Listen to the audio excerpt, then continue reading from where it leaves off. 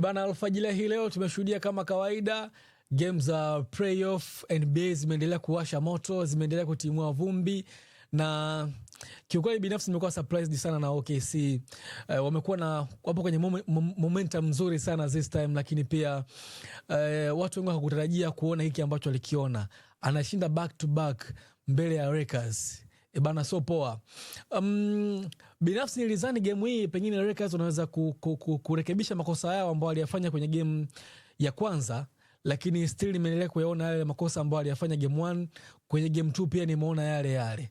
Lakini pia ni wazi nitakuwa mchoyo wa fadhila ama nitakuwa na choyo nikishindwa kusifia ama kuwasifu OKC. Wamekuwa na chemistry nzuri sana kwenye upande wa defense, lakini pia kwenye upande wa offensive wamekuwa wana good communication kwa wachezaji, lakini pia nimeweza kuona ile wanasema individual performance ya mchezaji mmoja mmoja.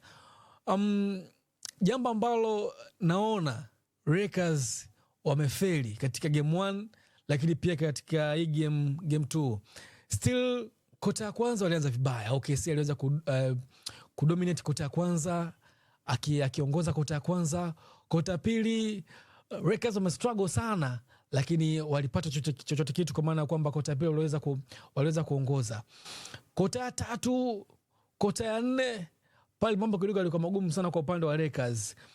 Hasa turnovers zilikuwa ni nyingi sana. Tunafahamu OKC wamekuwa ni wazuri sana kwa kufanya zile quick transition za haraka.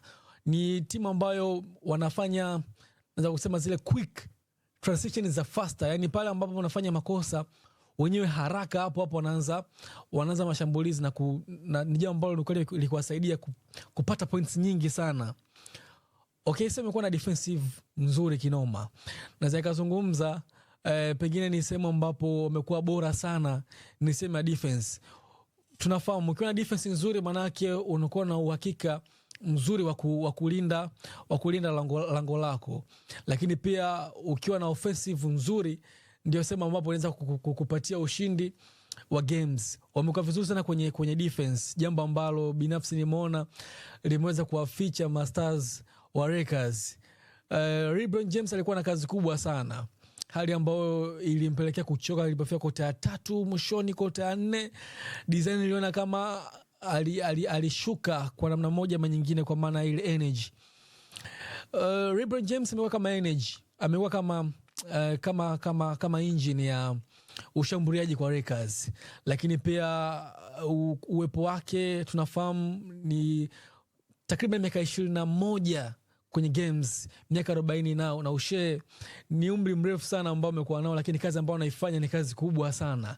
Ameelemewa sana kutokana na nguvu kubwa ambayo alikuwa ameweka OKC kwenye defense, lakini pia kutokuwepo kwa Luka Doncic imekuwa ni pigo kubwa sana. This time sasa tunaanza kuona gap la Luka Doncic, kwa sababu LeBron James, Luka Doncic wakiwepo uwanjani, kuna kitu ambacho huwa kinaongezeka kikubwa sana. Kutokuwepo kwa Luka Doncic imekuwa ni pengo kubwa sana ambalo linafanya ile safu ya ushambuliaji ya Lakers kudhorota kwa namna moja ama nyingine, jambo ambalo limewapa faida OKC. Lakini pia jambo lingine ambalo nimeliona ambalo limewasaidia sana OKC this time hapo kwenye peak form nzuri sana.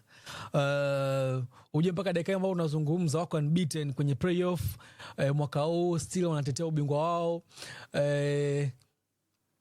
Wamekuwa vizuri sana, yani hii peak inawapa confidence ya kufanya kila kitu, lakini pia wana nyota ambao ni vijana, still bado ni vijana. Umri wao na vitu ambavyo wanavifanya vimekuwa sahihi kwa kiasi kikubwa. Nadhani hii ni moja kati ya kitu ambacho kinawapa nguvu sana. SGA MVP wa msimu uliopita, kazi kubwa sana ambayo anaifanya. Kwenye game 1 tuliona aliingia kwenye foul trouble, lakini this time bado ameendelea kwa vizuri. Lakini pia jambo lingine ambalo naona kabisa OKC wameweza kulifanya vizuri, wana benchi nzuri sana, yani rotation ya substitution ambao wanaifanya iko vizuri, jambo ambalo limekuwa likiwachosha Lakers. still game 2 wanashinda, wanaendelea ku read. Ngoja tuone ni game 7. Ni zikona game 7, hii ni game 2. Maana yake bado game ngapi? Bado game 5. Pengine anything can happen, na hizi game mbili wameshinda back to back. Maana yake game ya 3 kesho kutwa kama atafanikiwa kushinda, game 4 akishinda, maana yake shughuli inakuwa imeisha. Hizi game 3 zikibaki, maana yake sio mchongo tena, zinabaki ni kama kutimiza ratiba, lakini game inakuwa imeishia hapa. Vipi kuhusu Lakers kuishia hatua hii ya nusu finali? Mimi nataka kuzungumza, mi sikudhani kama angeweza kufika. Still ni mapema kuzungumza, lakini pia kwa namna ambavyo ameanza, unajua Lakers ameanza kwa kusuasua sana. Kuna wakati fulani LeBron James aliingia kwenye injury, amekaa kwa muda mrefu sana kwenye injury, lakini pia wamekuwa hawajaanza vizuri, kwa maana zile game za mwanzo kwenye regular season alipoteza kwa kiasi kikubwa. Wameingia kwenye playoff kwa kustruggle sana. Still michezo ya robo finali amemaliza, lakini tumeona ni watu ambao wameingia kwa kustruggle sana. Nadhani tungoja tuone game 3 itakuwaje, lakini jambo kubwa ambalo pengine wanapaswa kulifanya kwa haraka ni kufanyia kazi makosa ambayo wanayafanya. Game 1 na game 2, makosa ambayo wameyafanya ambayo yamewagharimu ni yale. Turnovers zimekuwa ni nyingi sana, wanapoteza sana mipira. Game 2 pia wamefanya makosa hayo. Nadhani wakiweza kufanyia kazi hayo makosa, kwa maana wakajaribu kulinda mipira yao, kutokupoteza mara kwa mara, inaweza kawasaidia game 3 na game 4 mpaka game 7, pengine wakaweza kupata chochote kitu katika game hizi ambazo zinafuata. Mashabiki wa Lakers kwa kipindi hichi cha hivi karibuni, hali zao zimekuwa ni mbaya sana. Ngoja tuone game zinazofuata itakuwaje.